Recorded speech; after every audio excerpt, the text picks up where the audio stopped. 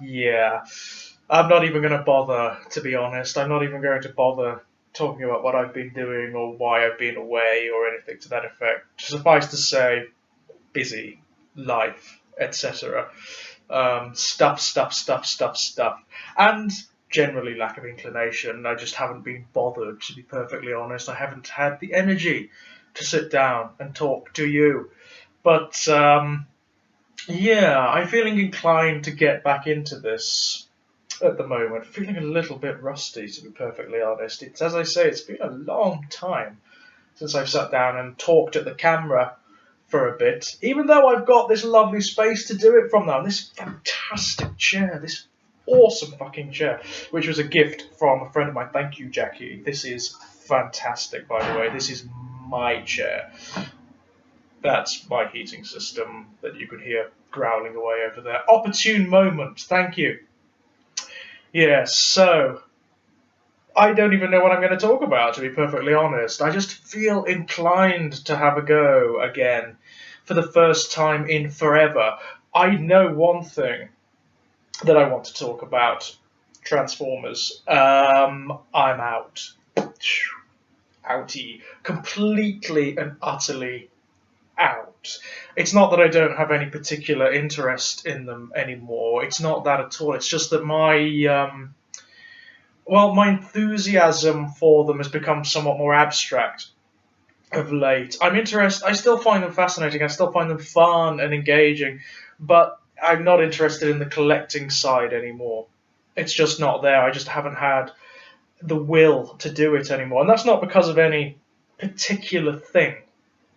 It's just something that has occurred very naturally, and that's just it, really. There are some factors that have fed into it. I mean, definitely the qualities of some of the more recent lines, which has been very low, it hasn't been very good at all, has fed into that. Although I did get a chance when I was visiting Ray, I Love Mess recently. I got a chance to handle some of the more recent combiners, the new aerial bots that have come out.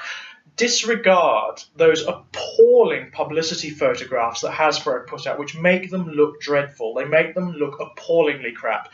They're not. They're really good. They're actually some of the best mainstream toys I've handled from that franchise for a long, long time. They're solid and they're weighty, and they're detailed.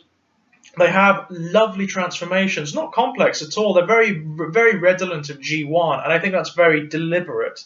They're definitely trying to capture the feeling of G1, but with updated technology, with greater dynamism and posability and all that sort of thing. And they work. They work really, really well. The combining mechanism, in particular, is the best combining mechanism I've seen since the Beast Wars combiners, which, by the way, is still the best. If you want to get combining teams, you want to get Magnaboss, Tripredacus, and Magmatron. Those are the best ones. They are superb. But insofar as the more sort of traditional combining teams go, those are the ones to get. They're quite stunning. I would consider picking them up. And I did consider it, although I haven't. And it's not because there's not anything wrong with the toys. There isn't. As I say, they're actually much better than the publicity stills would lead you to believe, and certainly led me to believe. I mean, I remember having conversations with Rob, Ominous Voice, and with Gerard, Wolfgang One, about this, and we were really lambasting them on the basis of those photographs. Guys, just disregard those conversations. Go and pick them up if you can, or handle them, because they're actually really good. They're not only are they really well detailed and dynamic and posable, they're quite heavy. They have this wonderful weightiness to them, which is something I couldn't get on with in the Robots in Disguise or Prime line. All of the toys from that line felt as though they were made from paper. They felt as though they were made from nothing, and I hated that. I got no enjoyment out of that at all. These new combiners are great. They're really, really good. Go get them. Yes. So beyond that, another thing I wanted to talk to you all about is a little project I have an idea for. I don't know what's going to come of it yet. It's still very inchoate. It's just something I have an idea for that I'm gathering material for. And what the project is called Unsaid Things, tentatively. It's called Unsaid Things. And what I'm looking for, what I would like you to send me if you have a mind, is brief snippets of thought, of image, things that pass through your mind that you find unusual, that you find bizarre, you don't quite know where they came from. Like, we all have it, you know, those moments where something speaks in your mind, a debate starts behind your eyes, and you don't know where it came from. A spark of thought, a stream of images, or a particular notion or idea, something that perhaps unsettles you or that disturbs you, something where you think, why did I think that? Where did that come from? Like, for example, if you have a dream in which you are acting out of character or acting against your moral inclinations, or if you feel an urge that is against your moral inclinations, I want to hear about it. Just anything really. Keep it as brief as possible if you can. Keep it as brief as possible. Any lengthy diatribes or anything that's too considered or contrived, I will have to disregard, I'm afraid.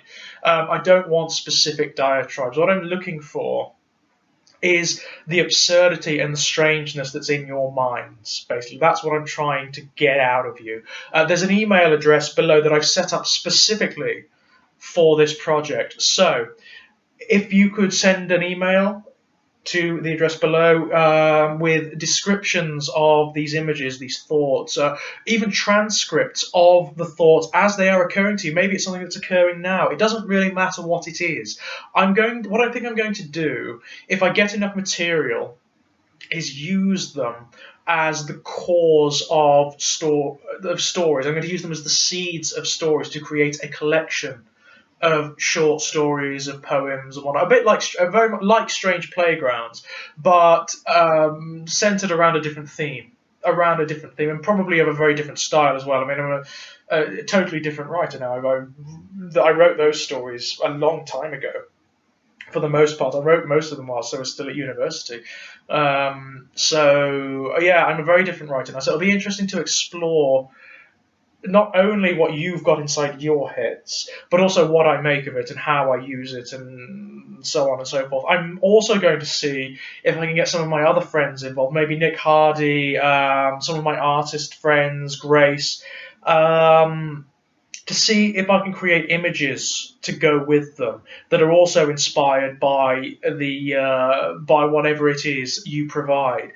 I think it could be really fun. I could think it could be a really fascinating project. So anything you have in that regard, just the minute it occurs to you, type it down, send it to me, address below. Everything will be confidential, obviously. I will not use anything that anybody doesn't want me to use. I will not attribute it to anyone specifically. Everything is in confidence. The stranger, the more absurd, the more surreal, the more disturbing. I don't care if it's disgusting or distressing or violent or whatever. Just send it to me. I don't mind. My God, if you've read anything I've ever written, you know that I don't mind. So there's that. So yeah, Unsaid Things. I don't know what'll come of it. Maybe nothing. I don't know. Maybe something. I don't know. But we'll see what happens. Anyone who is watching this is free to send stuff. So please do so.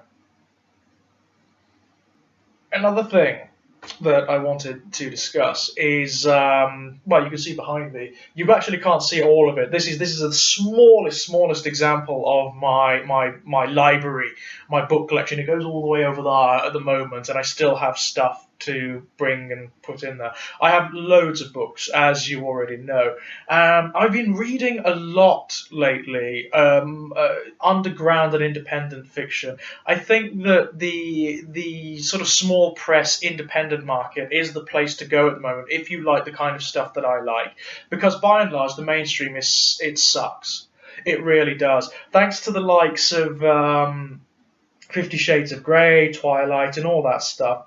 The mainstream, they're looking for very, very trite, very superficial stuff to publish, stuff that's going to make money. That's what they want. They want stuff that's going to appeal to a mass market in the same way that cinema does. That seems to be what is happening right now, with one or two notable exceptions, one or two very notable exceptions. But the underground, the small press markets are producing stuff that demonstrates the genuine ingenuity and invention and the strangeness and the scope of this material, of the disturbing, of the upsetting.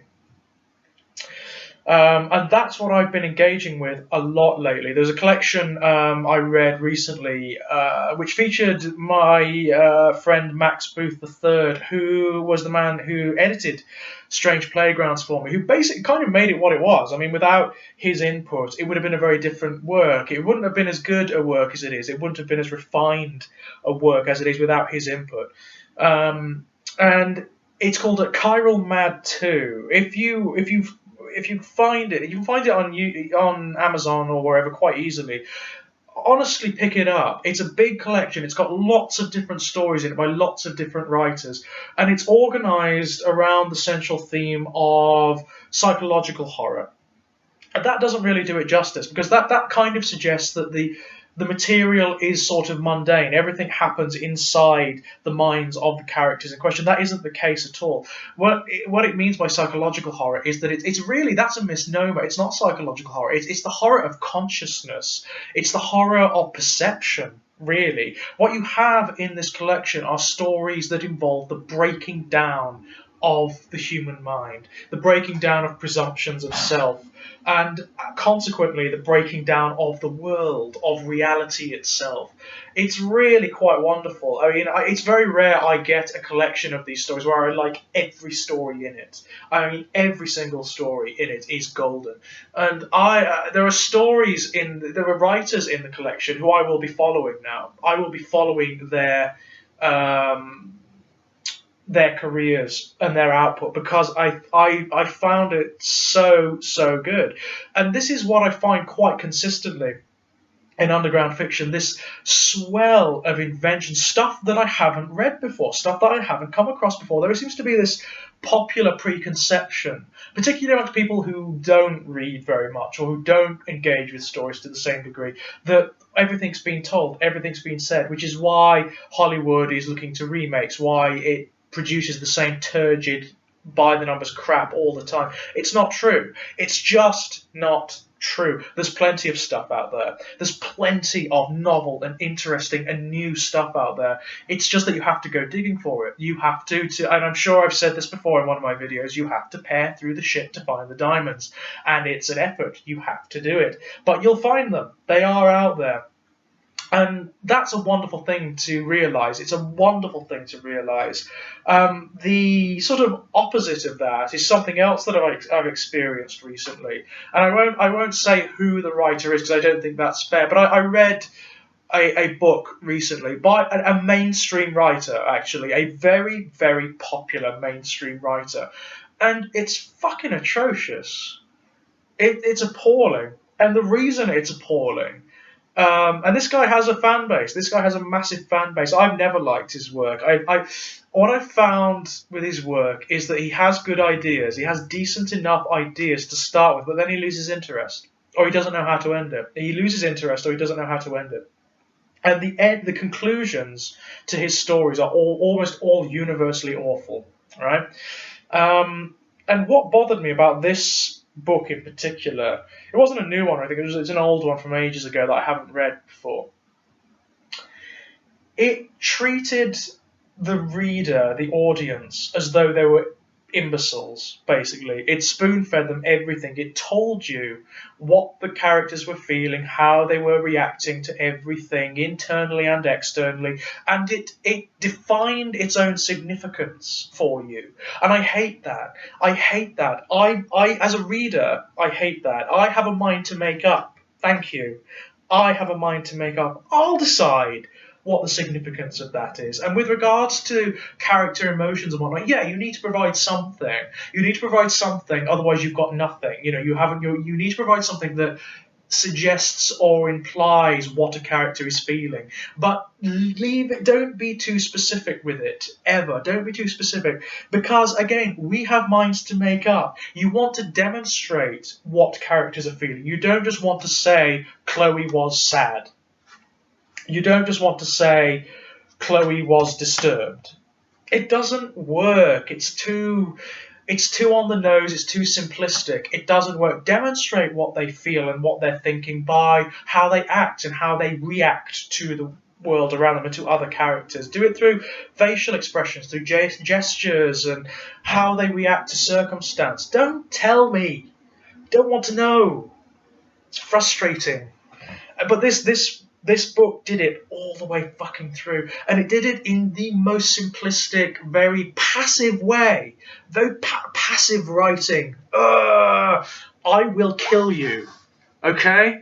I mean, I edit work. I edit for Dark Moon Books and Dark Moon Digest and a couple of others as well. I will fucking kill you if you send me that. I really will. I hate that. I hate passive text. Passive text it's the stuff that just sort of bluntly states, or that robs sentences of poetry and dynamism. It's, they were doing this. Percy was feeling sad. It's were, was, and there were, and there was, and all of that shit. If you do it as an exercise now. You can do it yourselves. Get the nearest written thing to you. Take a book, flick through, and find one of these sentences. Find a part where the writer says, there was a mountain, or something like that. And look at it, and you'll realise that the there was, there were is almost universally redundant. Almost universally redundant. It works better. It's much more dynamic when you see the mountain through the perspectives and the reactions of the characters. And you can just say it bluntly, a mountain in the distance, looming through the clouds, or something like that, a mountain on the horizon. Blunt and to the point. I find that much more dynamic and much more evocative than there was a mountain, or something like that. The passiveness. I hate that. I hate it, hate it, hate it. And I will kill you if you do it. Yeah. But everybody, don't get me wrong, everybody does it. Everybody does it to a greater or lesser degree. It's not that there are instances where you have to do it, where you don't have much choice, but they're very few and far between. And if diminish it, it's when writers do it all the time that I hate it. It's when it's all the time. It's when every description is passive. Hate. Hate. You don't need to do it. It fluffs up texts. It makes them cushioned and redundant. And no, don't like it. Don't like it at all. But yeah, I actually, there's not much that will make me put a book down. I actually will read through books I hate, and I have done before many times. The only one I can think of that I've put down was the Da Vinci Code. As you know from my previous videos, I hated the Da Vinci Code, and that I put down because it was laughable. It just appalling and boring and just ridiculous book. But generally speaking, I'll read anything, even the stuff I hate. It's worth doing. It's worth reading the stuff you hate. It's worth reading bad fiction. It's worth reading bad fiction because it shows you how not to do it. If as long as you can take something away from it, and you can define why you didn't like it, or why it didn't work for you, then you won't make the same mistakes when you write, or when you come to edit. That's the big thing. You'll make the mistakes when you write firsthand. When you do the first draft, you will, because we all do. That's what editing is for. That's what redrafting is for. You just get it out. You get it out. But when it's been edited and redrafted and that stuff is still there, that's when, even worse, when it's a mainstream book from an established writer or author who is popular, who is, makes money off of this. Yeah, that you expect more. You should expect more. Quite frankly, you should expect more. You should expect them not to treat you like a fucking idiot. The same is true of, it's the same with cinema. It's the same with any medium.